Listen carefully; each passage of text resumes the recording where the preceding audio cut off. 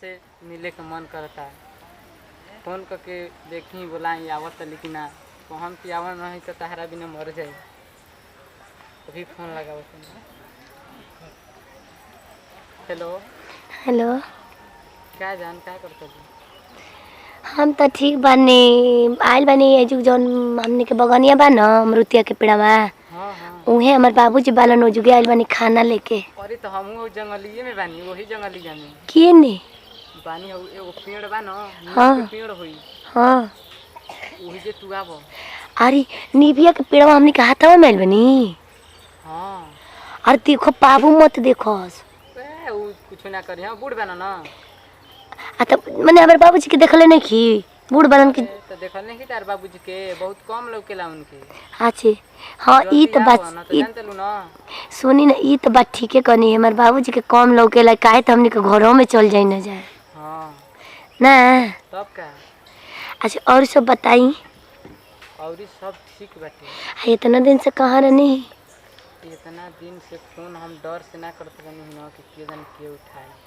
हाँ मने रौना ना जाने ना कि प्रिया के बाबूजी के छोड़ के कौन किए बाटे। देखो हम बता देतनी, तहरा प्यार में पागल बानी आ रतिया भर जागल बानी आ घरवा से अभी भागल बानी। जल्दी आवो। हाँ हाँ हाँ ना आइबू तो यही जे फंसटी लगा के जान दे दे। ना ना जानो ऐसे मत करो। हम जल्दी अब तारा के बिना ना रह पाई ना। ई बताओ तू आओ तो लुकिना। आई सबूर कर, सबूर के फल मीठा होला। जल्दी आवो। आओ तनी 5 मिनट हम इंतजार करम। आज इबू तो ठीक बा तो यही जे फंसटी लगा के मर जाई। ना ना ऐसे मत करो। फसरी लगा ले तो समझिए कि तार लसिया पर हमहू फसरी लगा के मर जाई। तो ठीक बा तू जल्दी आवो। चल ठीक बा। आओ तनी ठीक बा रख। चलो ठीक बा जल्दी आवो।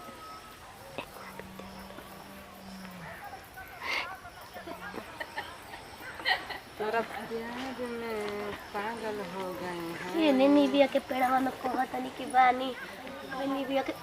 आहा हा कहाँ डगरा था तू जा? अरे जा हम जानता नहीं होनिए तक नहीं कि मने होनिए बानी।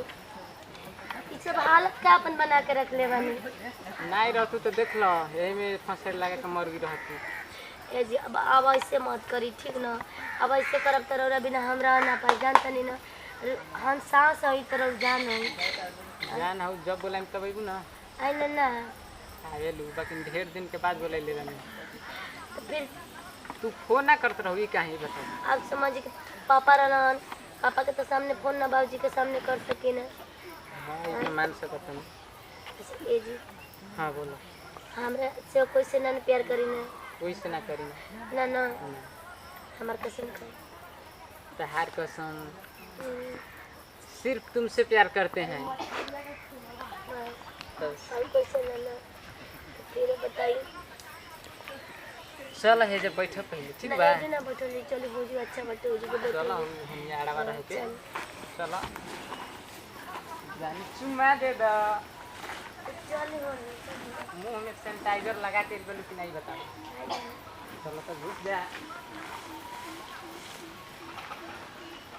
ये बताओ कैसे तू रहलू हमारा बिना में? काहे ना रौरा जाननी के रौरा बाहर चल गल बानी त बाहर से आईनी रौरा हमरा के खुद फोन करके रौरा बोलैनी।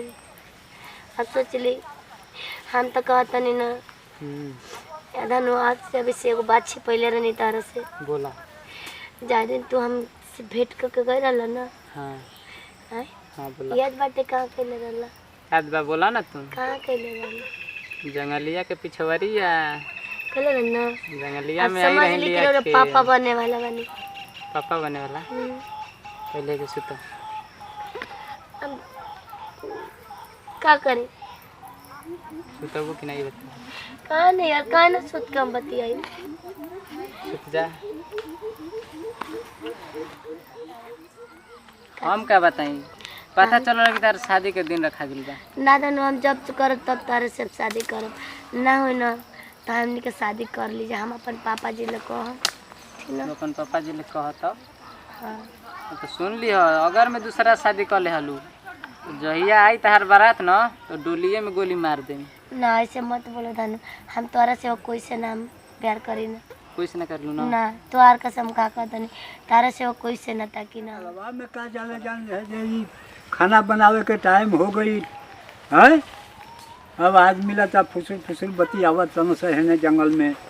ई जंगलवा में का बना सकेलो है। आवाज़ मिला था जान जे जंगलवा में का करती है खाना बनावे के टाइम। चल जाओ ना पहले किस दो। अरे ई का करता था रे? अरे हैं? अरे ई का करता था? जा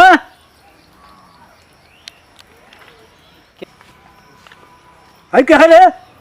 केकरा से मिले आई बड़ी रे? हैं? क्या हम जाते हैं ना ई के रे? ए बाबू हाँ हम इनकरे से प्यार हमर बात हमनी के तार उम्र तो सुनी कि मान तनी तू दूसरा दुआरी जाइब तो तिलका मांगे सन। आज के डेट में तिलका बिना तिलका देले शादी नहीं के होत। तो हम सोचनी कि धनु हम धनु एक के साथ पढ़त रहनी जा। तो हम सोचनी कि धनु अपना घर के बारे में सब धनु से बता देला रहनी कि धनु हम एक गरीब के लड़की है, तू एक अमीर के लड़का हुआ, तो हमरा कैसे हमरा से प्यार कर सकेला। तो धनु हमरा पास अपन माई बाबू सबके त्याग देलन। ई जानता हो बाबू कहाँ रहलन? ई बाहर रहलन दिल्ली। हाँ सिर्फ मिले खातिर हमसे आवेलन। जब हम बोला दिन ना तो आवेलन होटल के खाना खालन। घर से इनकर मतलब ना रहेला। ना ना ना ना बाबू अब तू का कहल चाहत? अब का कहल चाह चलो बुढ़ी समय में बाबू का जतिया बिगाड़ दिलू। अब शादी कर लो अब का बाबू करी हम? हमके खुशी खुशी शादी करा। अरे खुशिया खुशी बहुत दुखिया दुखिया तो हम का करी हम बाबू? हम इनकर संग पाके इनके बहुत खुश रह। अरे बहुत खुश रहू तब का करी हम बाबू? अपन शादी कर लो। जब परे में कर लेलू बाबू के बिना पूछले तब शादी कर लो। ठीक बा बाबू तब हमरा के शादी करा दियो। अब चलो शादी तू कर लो।